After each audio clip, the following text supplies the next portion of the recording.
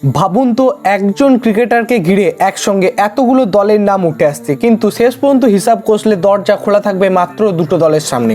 আর সেই দুটো দলের মধ্যে একটির নাম মুম্বাই ইন্ডিয়ান্স আর অন্যটির নাম কলকাতা নাইট রাইডার্স। কিন্তু প্রশ্নটা হলো, হার্দিক পান্ডিয়া যদি সত্যি মুম্বাই ইন্ডিয়ান্স ছাড়েন, তাহলে কেকেআরের নামটা বারবার সামনে আসছে কেন? আর এমন কি সমীকরণ তৈরি হচ্ছে যেখানে Chennai Super Kings, Gujarat Titans, Delhi Capitals তারা এক এক করে পিছপা হয়ে যাচ্ছে?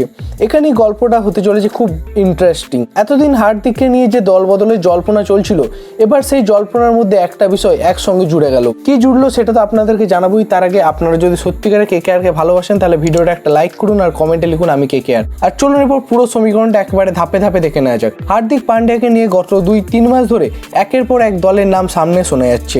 কখনো চেন্নাই সুপার কিংস, কখনো রাজস্থান রয়্যালস, কখনো গুজরাট টাইটান্স, কখনো বা দিল্লি ক্যাপিটালস, আর ম্যাক্সিমাম টাইম তো কলকাতা নাইট রাইডার্সের কথা তো লেগেই আছে। কিন্তু এই সমস্ত আলোচনার মধ্যে একটা বিষয় সবথেকে গুরুত্বপূর্ণ, হার্দিক যদি মুম্বাই ইন্ডিয়ান্স ছাড়েন, তাহলে তিনি কি ঠিক করতেন, তিনি কি করতে চান?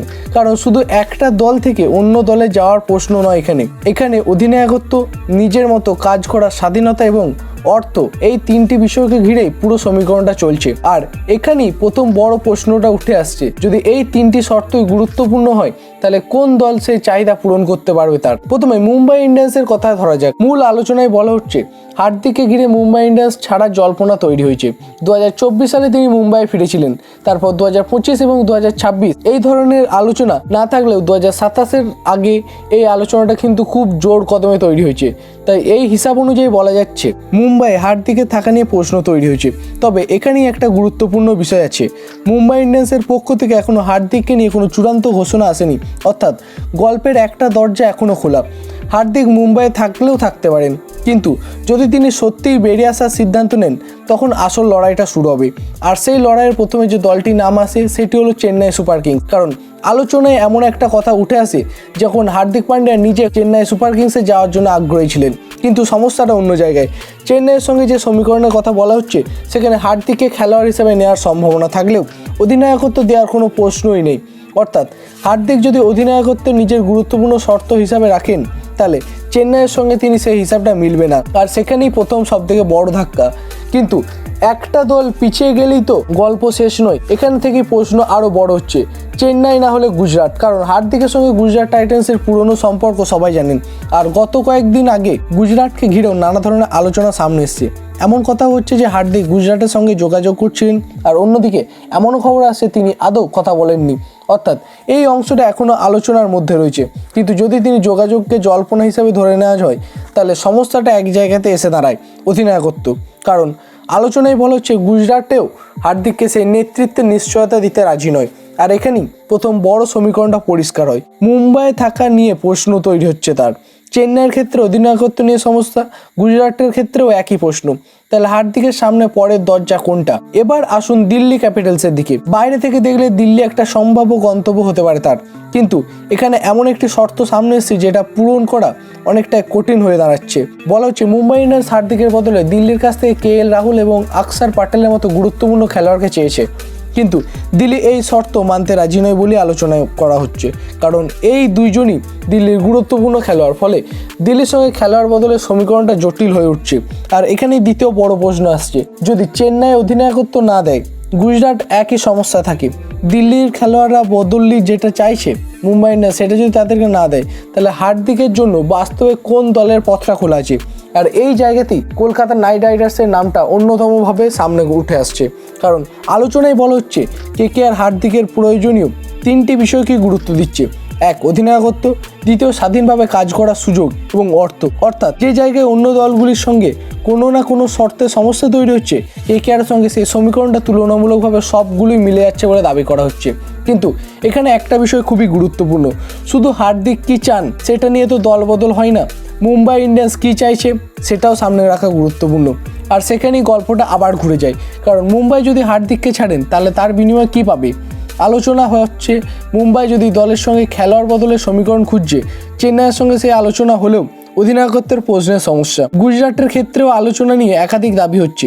দিল্লির ক্ষেত্রে KL রাহুল এবং অক্ষর প্যাটেলকে ঘিরে কোনো শর্ত মিলছেন। আর কেকেআর ক্ষেত্রে বলা হচ্ছে খেলোয়াড় বদলের ক্যাশ ডিলের দিকটা বেশি জোর দেওয়া হচ্ছে। আর এখন এখানেই আসল ব্যাপারটা বুঝুন, একজন খেলোয়াড়কে নিয়ে শুধু দুটি দলের ইচ্ছা থাকলেই ট্রেড হয় না, সেই খেলোয়াড়ের নিজের চাহিদা, বর্তমান দলের চাহিদা এবং নতুন দলের পরিকল্পনা, তিনটি বিষয়কে একসঙ্গে মেলাতে হয়। আর এই তিনটি জায়গায় যদি হিসাব না মেলে তাহলে বড় নামও ট্রেডে আটকে যেতে পারে। হার্দিকের ক্ষেত্রে আলোচনাটা ঠিক সেই জায়গাতেই দাঁড়াচ্ছে। তিনি যদি শুধুমাত্র একজন খেলোয়াড় হিসেবে অন্য দলে যেতে চান তাহলে সম্ভাব্য দলের সংখ্যা বাড়তে পারে, কিন্তু যদি অধিনায়ক হিসেবে নিজেকে দাঁড় করাতে চান তখন বিকল্প কমে আসে। চেন্নাইয়ের সঙ্গে সেই প্রশ্নটা আসছে, গুজরাটের ক্ষেত্রেও একই প্রশ্ন রয়েছে, দিল্লির সঙ্গে আবার অন্য ধরনের সত্ত্বের সমস্যা। আর কেকেআর ক্ষেত্রে বলা হচ্ছে যে নেতৃত্ব সুযোগ দিতে প্রস্তুত পুরো কেকেআর টিম ম্যানেজমেন্ট। এবার আসি নিচের হিসাবগুলোই, মুম্বাইয়ে থাকবে কিনা সেটা এখনও পুরোপুরি পরিষ্কার নয়। চেন্নাই গেলে নেতৃত্বের প্রশ্ন, গুজরাটে গেলেও নেতৃত্বের প্রশ্ন, দিল্লিতে গেলে খেলোয়াড় বদলের সমীকরণ, তাহলে বাকি থাকে কে? আর এই জায়গাতেই কেকেআরের নামটা সব থেকে জোরালো। তবে গল্প এখানেই শেষ নয়, কারণ একটা জিনিস ভুলে গেলে চলবে না, এখনও হার্দিক পান্ডিয়া কেকেআরের হয়ে খেলবেন সেটা কিন্তু চূড়ান্ত কোনো ঘোষণা আসেনি। আর মুম্বাই ইন্ডিয়ান্স হার্দিককে নিয়ে কোনো চূড়ান্ত বিদায়ের ঘোষণাও করেনি।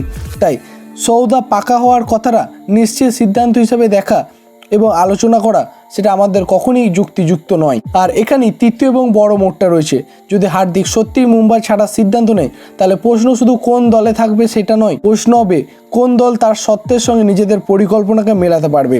কারণ একজন বড় ক্রিকেটার ট্রেড শুধু নাম বা জনপ্রিয়তায় কাজ করে না, কাজ করে নেতৃত্ব, দলের প্রয়োজনীয়তা, খেলোয়াড়দের চাহিদা এবং দুটি ফ্র্যাঞ্চাইজির মধ্যে সমতা। আর এই কারণেই কেকেআরের সমীকরণ নিয়ে এত আলোচনা হচ্ছে, কারণ আলোচনায় দাবি অনুযায়ী হার্দিক যে তিনটি জিনিস, ক্যাপ্টেন্সি, স্বাধীনতা এবং টাকা, এই তিনটি কেকেআর দিতে প্রস্তুত। আর যদি সত্যিই এমন হয় তাহলে অন্য দলের সঙ্গে যে বাধা বিপত্তি রয়েছে কেকেআরের ক্ষেত্রে সেগুলো কিন্তু একবারই কমে যাবে।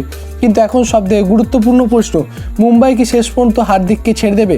কারণ মুম্বাই এখনও তাকে ধরে রাখতে চাইতে পারে। আর যদি হার্দিক শেষ পর্যন্ত মুম্বাইয়ে থাকার সিদ্ধান্ত নেয় তাহলে কেকেআরের পুরো পরিকল্পনায় থেমে যাবে। অর্থাৎ এই মুহূর্তে গল্পটা আসলে হার্দিক কেকেআরে যাচ্ছে এতটা সরল নয়, বরং আসল সমীকরণ হলো হার্দিক যদি মুম্বাই ছাড়েন তাহলে তার সঙ্গে কোন দল সবথেকে উপযুক্ত।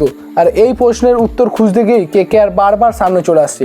এখন একটা বিষয় আরও পরিষ্কার করে দেখা যাক, হার্দিক যদি শুধু দল বদলাতে চান তাহলে চেন্নাই, গুজরাট, দিল্লি একাধিক রাস্তা নিয়ে আলোচনা হতে পারে, কিন্তু যদি তিনি নিজের নেতৃত্বের ভূমিকা নিতে চান তাহলে ছবিটা বদলে যায়। আর এই বদলের জায়গায় ছবি কেকেআরের নামটা সবথেকে গুরুত্বপূর্ণ হয়ে ওঠে। তাই এতদিন যে প্রশ্ন ছিল হার্দিক যাবেন কোথায়, এখন সেটা একটু অন্যভাবে দেখা হচ্ছে। প্রশ্ন হতে পারে হার্দিক যদি মুম্বাই ছাড়েন তাহলে তাকে কাঙ্ক্ষিত ভূমিকা কে দিতে পারে। এই উত্তরটা পুরো রদবদলের, দলবদলের আলোচনার কেন্দ্রবিন্দু। আর এখানে চতুর্থ এবং সবথেকে বড় বিষয়টি সামনে আসছে, বর্তমান আলোচনা হিসাবে অনুযায়ী হার্দিকের সামনে শেষ পর্যন্ত দুটি সম্ভাব্য পথ রয়েছে, তিনি মুম্বাই থেকে যাবেন অথবা যদি সত্যি মুম্বাই ছাড়ার সিদ্ধান্ত নেন তাহলে কেকেআরের জন্য সবথেকে বড় সম্ভাব্য গন্তব্য হয়ে উঠতে পারে তার। অন্য দলগুলির ক্ষেত্রে যে শর্তগুলি বারবার বাধা হয়ে দাঁড়াচ্ছে, কেকেআর ক্ষেত্রে সেগুলি তুলনামূলক মিলে যাচ্ছে বলেই জল্পনা তৈরি হচ্ছে এখন। তবে আবারও বলছি, চূড়ান্ত ঘোষণা না আসা পর্যন্ত এটাকে নিশ্চিত ট্রেড হিসাবে দেখার সুযোগ নেই, কারণ ক্রিকেটের কাগজে কলমে সমীকরণ আর শেষ মুহূর্তের সিদ্ধান্ত দুটো সবসময় এক হয় না। আর আজ যে দল এগিয়ে, কাল আলোচনায় একটা সিদ্ধান্ত পুরো হিসাব বদলে দিতে পারে। তো বর্তমান আলোচনার ভিত্তিতে শুধু সমীকরণ দেখি তাহলে ছবিটা বেশ পরিষ্কার। মুম্বাই এখনও হার্দিককে ধরে রাখতে পারে, কিন্তু হার্দিক যদি বেরিয়ে আসেন তার নেতৃত্বের চাহিদা, স্বাধীনতায় কাজ করার ইচ্ছা এবং আর্থিক দিক, এই তিনটি বিষয় কেকেআর তাকে সম্ভাব্য গন্তব্য হিসেবে তার জন্য একটা প্রধান রাস্তা হয়ে উঠতে পারে। আর তাই হার্দিক পান্ডিয়াকে নিয়ে এত দলের নাম শোনা গেলেও শেষ পর্যন্ত আলোচনায় এসে দাঁড়ায় শুধুমাত্র দুটো জায়গা, মুম্বাই ইন্ডিয়ান্স অথবা কলকাতা নাইট রাইডার্স। এখন আসল নাটকটা হবে সিদ্ধান্তের সময়, হার্দিক কি মুম্বাইতে থেকে যাবেন নাকি সত্যিই নতুন চ্যালেঞ্জ দেবে তাকে। আর যদি সেই নতুন পথ বেছে নেন তাহলে কেকেআর কি তাকে শুধু একজন বড় প্লেয়ার হিসেবে নেবে নাকি দলের নেতৃত্বের দায়িত্ব দেবে। এই প্রশ্নগুলির উত্তর ঠিক করবে 2027 কেকেআরের ছবিটা কতটা বদলে যেতে চলেছে। আর তাই এখানেই হার্দিক কেকেআরে চলে আসছেন বলে চূড়ান্ত সিদ্ধান্ত পৌঁছানোর আগে পুরো সমীকরণটা মাথায় রাখুন, কারণ আপাতত যে ছবিটা দেখা যাচ্ছে সেখানে অন্য দলগুলি একে একে কঠিন হয়ে উঠছে, অন্য দলগুলি যাওয়ার রাস্তাটা। আর কেকেআরের দরজাটা তুলনামূলকভাবে বেশি খোলা আছে বলে আলোচনায় তৈরি হয়েছে। শেষ পর্যন্ত যদি হার্দিক মুম্বাই ছাড়েন এবং কেকেআরে যদি সেই দলে হয় যার চাহিদা সবথেকে বেশি অনুযায়ী তিনি কেকেআরে আসেন এবং স্বাধীনভাবে কাজ করা এবং আর্থিক সমীকরণ সব কিছু মিলে যায়, তাহলে 2027 কলকাতা নাইট রাইডার্সকে ঘিরে যে প্রত্যাশা তৈরি হবে সেটা অনেক বড় হতে পারে, সেটাই বলা যায়।